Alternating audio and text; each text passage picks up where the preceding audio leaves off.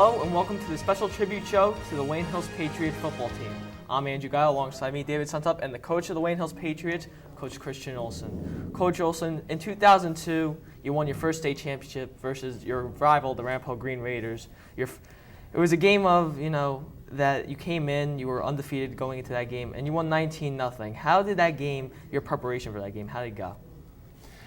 Well, obviously our preparation went well. I think it's, whenever we get to the state final, I think it's nice that we have that week off, so we get a 2-week preparation over our opponent. We really think that works in our favor a lot. We do have I think we've got it down pretty well where we take our time and do certain things each day of the week and leading up to that game and getting our kids ready to play. Yeah. And in the first quarter, Dallas Lynch had a touchdown catch that was really key in that game. It was essential. We're going to take a look at that in a moment. And now in this play, Brendan Monahan dropped back. He threw a touchdown pass into the corner there. Going into that play, what did you tell Brendan to do to get points on the board, basically? Well, we needed to score there. We needed to score first. And Dallas put a pretty good move on the kid. It was into the left-hand corner of the end zone, although I do believe the kid got a little bit of hand on it. There was a little bounce in the air, a little juggle. And Dallas got up high, used a little bit of his basketball skills, I guess, got up and came down with a huge catch and kept his feet in bounds. Yeah, so that was huge for us early. That's actually key. Coach, going on to the next play, after the touchdown, you get back on defense. Ramapo has a very powerful offense. How important was it to shut them down on defense with a Brendan Monahan interception and really lower the confidence of Ramapo, telling them, hey, you can't score on us and we're going to take this game over? Well, you're right. Brendan's interception was huge for us. I think, we in any game, when you score, it's imperative that when you go on defense, that you get a 3-and-out or you get a turnover. So not letting them score, not even to get a first down, forcing a turnover was big for our confidence, and I think they were starting to worry themselves a little bit. And that play that you just saw, that was the interception by Brendan Monahan. The wide receiver for the Ramapo Raiders basically just slipped, and then Brendan Monahan just took the ball away and ran on the field. That, again, a huge play on defense for Wayne Hills, a huge momentum booster. Now, going to the second half, Coach, you were struggling a little bit. You were pushing the ball very well, but you couldn't get into the end zone. But you had a kicker by the name of David Adamo, who had a pretty good leg. He had a 29-yard field goal that barely got in. What was going through your mind when that field goal went in? Well, if I remember correctly, I think that put us up 10-0. And I really didn't believe they would get 2 scores. I thought, we felt pretty good with 10 points at that time, although we did go on and score again. But we felt pretty good that, that was going to be what we needed. Yeah, it clanked around a little bit, but just got it over. Yeah. That's right. Yeah. After Ramapo, they were in the game. It was 10-0. You got a forced fumble by Dan Sholari. How important was the forced fumble in the context of the game? And then again, Ramapo goes out again empty. And also talk about how great was your defense really in 2002? Well, the play you're talking about was huge. The quarterback was rolling out to his right. Greg came up, almost had a sack, missed him, forced him inside. Danny was relentless from behind, sacked him from behind, forced the fumble. And I want to say Dave Ogden, I believe, may have recovered the fumble, and that was good. I think we had the ball at about their 40 at that time. Yeah, it was a really key play because it took the life out of the game for them on offense, most definitely. And then finally, the last touchdown of the game came in the fourth quarter. But what was most important is you chewed up the clock in that whole fourth quarter. Torrin Williams going down the field into the end zone. Right, that drive was really huge because it's a little bit demoralizing. It wasn't fancy. It was 6 yards here, 8 yards there, 2 yards, 7 yards. And we were just telling them, hey, we're not playing against Ramapo now. We're playing against the clock. Let's take time off this. And I think we finally did score with about 3 or 4 minutes left on the clock. Coach, you came to Wayne Hills in 1987. You did not win your first state title until 2002. How happy were you when you saw Brendan Monahan kneel the ball and then everyone, the fans, the players, the staff going nuts and just celebrating like crazy because you just won your first state title? Well, obviously the first one was very special, and yes, you're right. We won the first one in 2002, but we had been in quite a few of them prior to that, where our kids had played just as hard and we had played just as well and came out on the short end. But 2002 was a special year. Also, how much better did it make you feel that after losing to Ramapo in 2000, 2001, you finally beat them on your home field in 2002, 19-0, and you shut them out? I thought the fact that that it was fitting and very gratifying that we beat Ramapo, for that particular championship. Yeah, it was important, and you won in 2002, but that's not it. You won a couple more, and we'll be back going down memory lane for the 2004 game versus the Demarest Norsemen. We'll be back.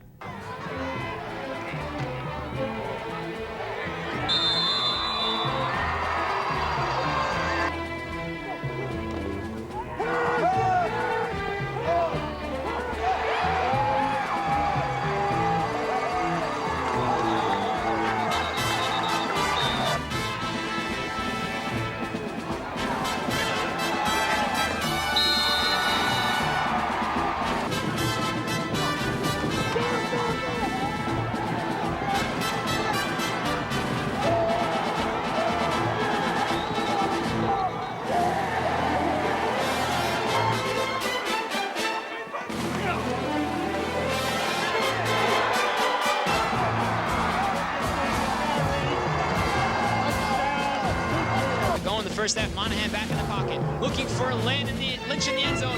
Going for it, what a catch right there! Dallas Lynch over Gayo Roeder, touchdown Patriots!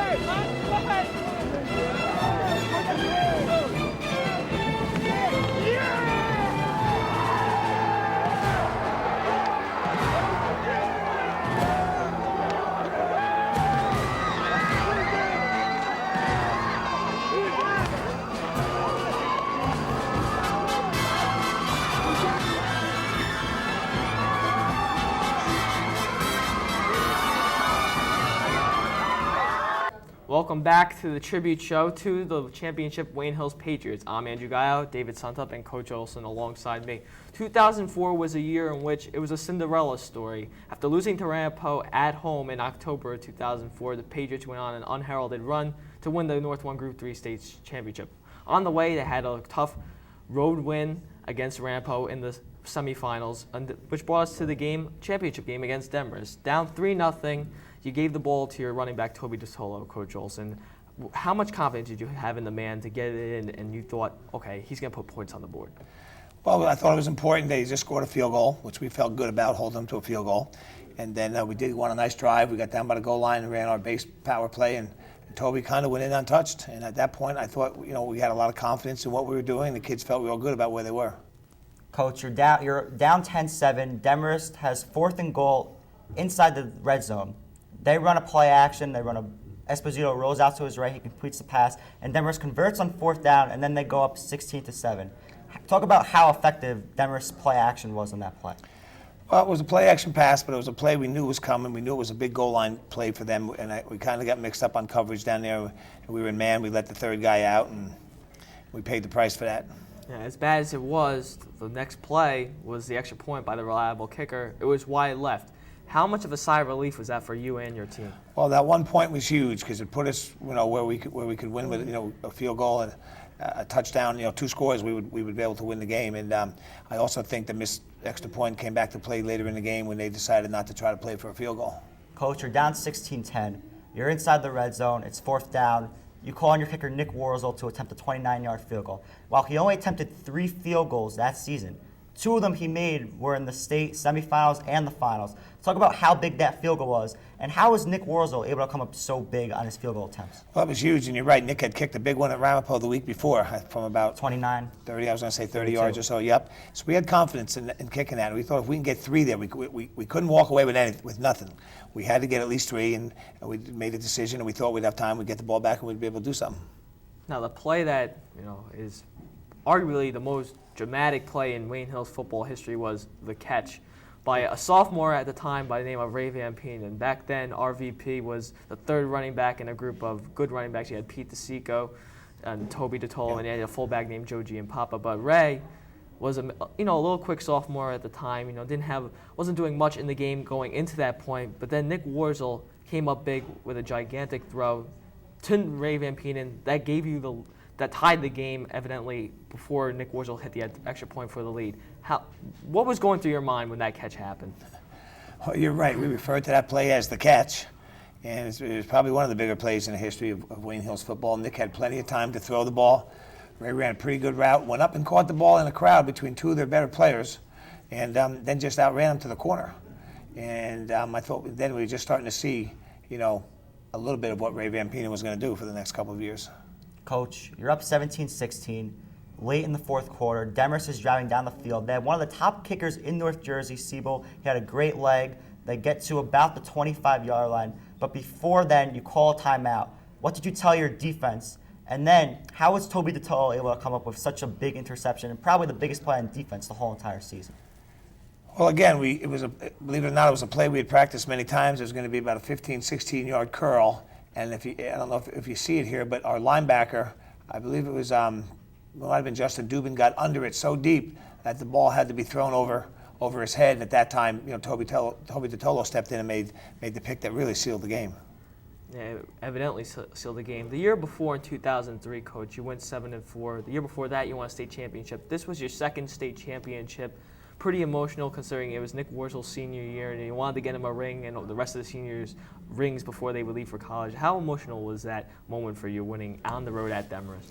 Well, I thought that whole year was great because we had lost to both of those opponents earlier in the season. We drew a very difficult bracket and opening up with Teaneck, then traveling to Ramapo and traveling to Demers. And to beat both of them back to back on the road, didn't get much better than that. That was a special year as well. Oh, it was. Most definitely, it was very special, considering that you really came out of nowhere, coming with the 4 seed, I believe, coming out of that bracket, playing Teaneck at home, who was arguably a very, very tough opponent and a team to beat, and then going on the road and beating Ramapo and Demers. It was an amazing feat to accomplish. In 2005, though, the Patriots will come back and do a little better than the year before. We're going to stick around. We'll go back to that. 11 for 13 last year. Seabold's kick. Plenty of leg. And it is good. The Norseman will jump. First 11, Warzel under center. Gives to DeTolo. DeTolo has a hole, and he's going to walk into the end zone untouched. Toby DeTolo. Esposito under center. Esposito's going to he's going to drop back and pass. Good protection looking downfield. He has Galad, wide open Galad to the 20, and he's going to walk into the end zone. A 70. Wayne Hills is Kyle Kavanaugh in their end zone. Looks like if he can't reach, Kyle Kavanaugh's going to try to return it. Galad on hold. Seabold's field goal way short. Kavanaugh's going to field in the end zone. As time expires in the first half. On the 5-yard line, it's going to come down to this, folks. Huge 4th down. Esposito rolling out to his right. Looking right. He has number 11. Tom Seibold on to attempt the extra point. Gilad to hold. And Seibold's extra point is wide right. So the Patriot goals this year only attempted 2. His one hit throws from 30 yards. This is a 20-yarder. Warzel's kick, plenty of leg, and it splits the uprights. Wayne Hills has cut the Demers lead to 16-10 with 7:55 remaining. Okay, he's ready to go. On first down, Warzel back to pass. Excellent protection all the time in the world. Looking downfield, looking for Van Penen, triple covered. Sticks it in there, flags on the play. Van Penen ahead to the 20, looking for the sideline. He's across the 10 near the goal line, dives. Touchdown, Ray Van Penen, flag on the play. Well, they're tied right now. They could have the lead pending this extra point by Nick Warzel. Warzel sets to attempt the extra point. The hold is good. Warzel's extra point splits the uprights. Wayne Hills leads Demers 17-42 remaining. 3rd down and 2 from the 25. 4 wide receiver set. Esposito under center. Esposito back to pass. Good protection, steps up, and that is intercepted at the 5-yard line. That's Toby DeTolo. DeTolo takes it across the 20, down at the 22-yard line, and that is absolutely huge. Toby DeTolo intercepts it, all but seals a Patriots victory. Ball game. 37 seconds remaining. Warzel brings the Patriots to the line in the victory formation. He'll take a knee, folks, and that's it. The Wayne Hills Patriots are your 2004 North 1 Group 3 state champions. It's official. Wayne Hills, your 2004 North 1 Group 3 state sectional champions. And the atmosphere here, Dave, I really can't even describe it. It's absolute chaos. I mean, what more can you say? They worked hard to get to this point. Welcome back to the tribute show. Now we're going to talk about the 2005 championship. I'm Andrew Gayo, David Suntup, Coach Olson. Coach, going to the Meadowlands, going in 11-0, you're playing the Parsippany Hills Vikings for the first time. Ray Van Penen and Nick Romeo were basically the stories of this game. First quarter, Ray Van Penen gets a 20-yard touchdown run. How did that go? I mean, to set the tone for the game.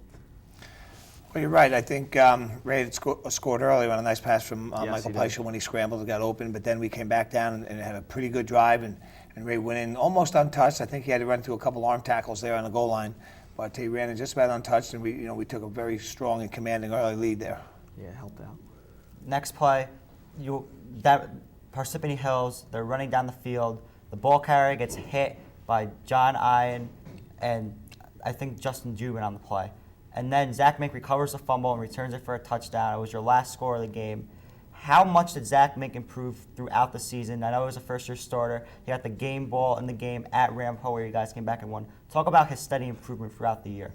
Well, Zach made tremendous strides during the course of his high school career, but particularly his senior year, became a real leader for us and a very secure player back there. I remember the play well. It was a bubble screen to their left, and we played it not too bad, but we did get picked there. They picked Romeo. John Hine pursuing to the ball very well, hits him, forces a fumble. Zach running to the ball, picks it up in stride, and takes it into the end zone. That's kind of just an example of how the day kind of went for us.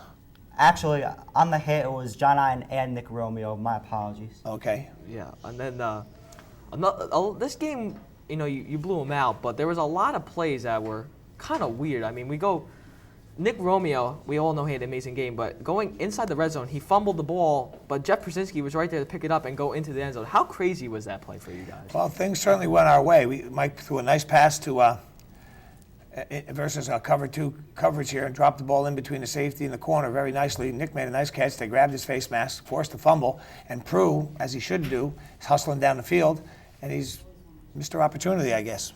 Yeah, basically.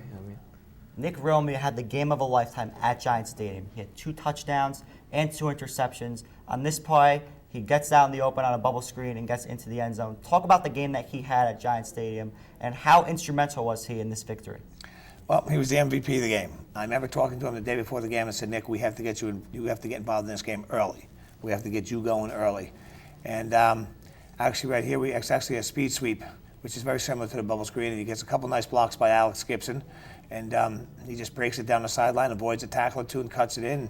I thought that was a very disheartening run if you're on defense. Also, talk about the blocking of Alex Gibson on that play. He made a couple of really great blocks. Not just on that play, but the whole year. That's our fullback position. You don't get a lot of glory. You don't get your names in the paper, but you've got to block. We've had some pretty good tailbacks, and every time we have a good tailback, we do have to have a good fullback. And Alex had a great season for us. And also towards the end of the year, he got a little involved in the passing game, which he did. Definitely helped out, especially at the Rampo game. I think we caught him off guard with Alex coming out of the backfield a little bit. Yep. Yeah.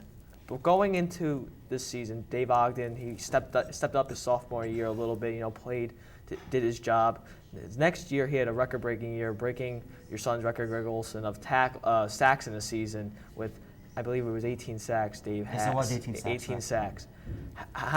Not just in this game, but how great of a season did he have his junior year? Obviously, when you break a record of any type, regardless of what position you play, it certainly has a big impact on the team. And Dave is very difficult to block, particularly in the passing game. He uses his hands well. He's extremely strong, and he's got a knack. And sometimes pass rushing is a knack, and Dave has it. Coach, going into this season, many people question, how will they do? Can they hold up? Can they repeat again? You had a whole new offensive line, a new quarterback, new running backs. How are you able to go 12-0 and basically defeat everyone's odds and win your second straight state title? Well, I think firsthand, we had Ray coming back, so we were happy with that. We had Mike Peisel coming back. Even though he was starting for his first year, I was very confident in Mike. I knew Mike Peisel was not going to be a problem at all. He wound up being an all-state player for us. And you're right, we had some concerns that we had to get the offensive line back. And once they started playing like they did, it became difficult to handle offensively. I think Mike had 21 touchdowns and three I think he had 3 picks. Yeah, only 3 interceptions. Yeah. Unbelievable numbers. I think he was only sacked 2 or 3 times as well. The offensive line really did a great Yes. job that year. A whole new unit. They were able to mold them in and make them one Yep. great unit. And also, they did a great job blocking for Ray Van Penen, who almost broke James Milan's rushing record. And Van Penen almost had over 2,000 yards that year. Yeah, he did. He led the state in scoring as a junior, and you're right, he was very close to setting that. Yeah. So we will be back to discuss the 2006 game versus the Parsippany Hills Vikings. Stick around. Can throw, there's no question. Hand off to Van Penen, and he will walk into the end zone. Virtually tonight, the record and a state championship. They've got Fowler in motion towards the bottom of your screen. Girardi back to pass again. He's pressured, but he delivers it out to McGill. McGill's gonna get that ball punched loose. Mink has gotten the return. Mink has a convoy of blockers, and Zach Mink He's going to return this ball 45. Lots of motion before the snap. Patriot drops back the pass, and he's going to let one go downfield for Romeo. Romeo fielded on the run at the 10. He fumbles, but it's received, and Jeff Brzezinski is going to get a touchdown. Just flat out tried to poke him in the eye, did he? Yeah, we saw that on the replay, Chad. Patriot's going to put Romeo in motion towards the top of your screen. It's a handoff to Romeo on the speed sweep. He breaks it outside. He's at the 25, the 20. He's still on his feet. At the 10, he will score. Dick Romeo on a 27-yard. Lifting and his work ethic, he'll only get stronger and faster and become a better football player. Girardi under center in an ace formation. Drops back to pass. Oh, but he can't get out of the pocket. John Ogden. And that, folks, is the story after this play. In a moment, Girardi under center. He's got 3 wide receivers. Play action to Fowler. And Girardi is going to be tackled by Dave Ogden. A flag on the play. Could be a face mask. And just the chance to do this is important for every high school football player. It's a kick to Romeo. Fields it at the 18, slips a defender. He reverses Fields now. He's across the 20. Gets a block from Sarabia. Romeo across the 30. The 40. Romeo into Viking territory. Championship game. Girardi's going to come out of the shotgun again with Fowler. 3-step drop. He's pressured by Fulham. And Fulham nearly gets to him. And Dave Ogden and Adam Fitzpatrick will get to him. So Is breathtaking. Maxinel Gowdy. keep talking. Will Piper. The list goes on and on as you see another completion and another big gain. But with all these productions, that might do it. It is going to do it. 7, 6, 4, 2, 1. Como se dice en español? 3 out of 4. They've done it again.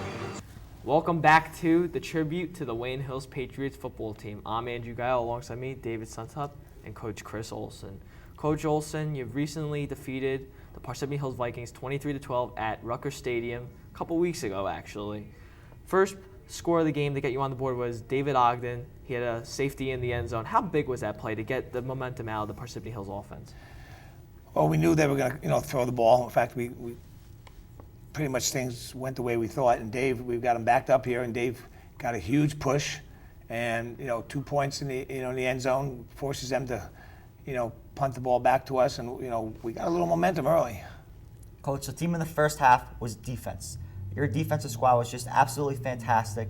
And then Scott Schultz comes up with a huge interception of Mike Girard. He just jumps up, and usually the defensive linemen would bat the ball down, but he has the hands to catch the ball and then get a few extra yards. Talk about that interception and talk about what the all-state defensive lineman meant to your team this year. Scott's a great player, certainly one of the better defensive linemen in the state, and that's why he's going to the University of Connecticut on a football scholarship. But that was about as good a play as I've seen in high school from a defensive lineman. Catch the ball in midair, give us the ball on the 15-yard line, we go and score, and we get an early commanding lead. Now, when I was announcing the game at Rutgers, this play I felt was, in particular, just a huge play, and it showed a lot of heart and effort for Jeremiah Kale. It was a little bubble screen to Danny DeSico that was thrown to him, and he ran to the opposite side of the field and got a great block by Jeremiah. How great was that play for you, Coach? Well, the play was spectacular, and of course, Danny's a great player. When he gets the ball in his hands, a lot of things can happen, and you don't know where he's going to go. And he kind of ad-libbed here a little bit, but then you can see Jeremiah here. He just, forgets about being a quarterback and throws the block, almost 2 blocks, that gets Danny into the end zone. Coach, after the first half, you're only up 9-6. Obviously, the offense was a little sloppy. While the defense played great and didn't give up any points against Parsippany Hills, got their touchdown, a fumble recovery, the offense just wasn't moving the ball, and there were too many turnovers. So on the first drive of the second half, you basically give it to Ray Van Peen, and you say, Ray, don't worry about what happened the first half of the year. This is a state title game. You have 24 minutes left. Make it happen. What did you say to Ray, and how was he able to get the job done and get you guys the lead? Well, continue the lead, get another touchdown. Oh, Dave, you must have been in the locker room listening, because that's pretty much what I told him. I said, hey, we're going to go back to doing the things that we do. We had some penalties. We had a couple interceptions. We had some penalties. We were sloppy the first half. It was more us than them. We said we're going to go back to doing some basic football. We're better than them. We're stronger than them. Let's run at them. Let's forget your injury right now. Let's just play. And, he said, good, keep giving me the ball, and that's what we did. Yeah, I mean, it really showed the old Ray, I guess, the younger Ray, but the old form of Ray, yep. Which, when he's healthy, not many people can stop him. Another play that really kind of sealed the deal that gave you guys the authority to say, hey, Part Hills, you're not going to get the ball back. You aren't going to get any momentum on us because they have a strong offense, but you just shut them down. Jeremiah Kale on a 4th down snuck the ball and got you a 1st down. How key was that, considering they just got a touchdown from Mike Girardi into the end zone that got him back into the game? How big was it to get a 1st down? You're right. As I said earlier, we always talk about when the other team scores, you have to answer back, and when you score, you got to stop them. So we had 4th and, I don't know what it was, a foot, less than a foot, whatever. 4th and inches. And we had been stopped earlier in the game, and we were not happy with that. And so we just told Jeremiah to take the ball and step to the right and go, and he did. And he got more. Obviously, it got a lot more than we needed. Jeremiah's 1st down prolonged the drive, and then a few plays later, Ray Van Penen got into the end zone, his 2nd touchdown of the game, his 2nd touchdown of the second half. How big was that touchdown, giving you a 23-12 lead? At that point, when we got to 23-12, the way we were playing defense, unless we had a complete breakdown and letdown, I thought the game was pretty much over. And now, Coach, this senior class won back-to-back-to-back state championships. How did it feel to have basically the first senior class in Wayne Hills history win 3 state titles in a row? I don't know if everybody realizes quite how special that really is. I don't know, there's probably a handful of schools in the state that can say that, that you went through high school and played on 3 state championship teams in a row. And then, so this particular senior class was very fortunate, very talented, and very fortunate. And hopefully we get a chance to do it again next year. Oh, absolutely, Coach. Hopefully it'll be your 5th championship next year when we're seniors for the class of 2008 and the 2007 season. We wish you the best of luck. That'd be great. Thank you, guys. Thank you Happy very much, holidays. Coach. It was our happy holidays. And great job coming on the show and giving the tribute to you. Thanks Have a for good having holiday. Thanks for watching the show. Hopefully you enjoy, and we'll see you next season for 2007 Patriots so they can go back to back to back to back state championships, a 4-peat. Take care. Great job there by the Wayne Hills offense. Come up with a big goal and stops in the half. And up there, the Van Penen, he gets towards the goal line, and he gets into the end zone for a touchdown, giving the Patriots a 15-6 lead. Great block there by Scott Iowa Schultz, opening up a huge hole for Ray Van Penen as Van Penen bursts up the middle of the field. It's going to be the game if they can run out the clock and get a set of conversions. You're going to see the pressure here on Girardi. Just Scott Schultz overpowering his lineman, getting to the quarterback and bringing him down. They are blunted. They need to convert. Girardi drops back. Little screen there, boom. Nailed there by Mike Roman. He's running the 4 wide receivers and Danny Letts in the backfield. He drops back, getting pressured by Dave Ogden. He throws the ball, and that's got to be intentional round. For the Vikings, Girardi shotgun formation. Tim Moore showing blitz. Moeller steps back. Girardi looks over, and he's sacked for a safety. Scott Schultz and Dave Ogden in on the safety. She'll use them on the fade a lot. Wide receiver split left, bubble screen. Passing point to Desico. Great blocking. Desico turns the corner. He's at the 5, and he leaps in. Touchdown, Patriots. Dan Desico on the bubble screen, and great blocking by Mason Nye. Kale's back in. He hands it off to the middle for Ray Van Penen. So, kind of new. Girardi back to pass, as it's intercepted by Scott Schultz. What a great play there by Schultz. And we all know Scott Schultz. He has a really good lead. He got up. I mean, look, he's pumped up. I mean, you gotta get the camera ready.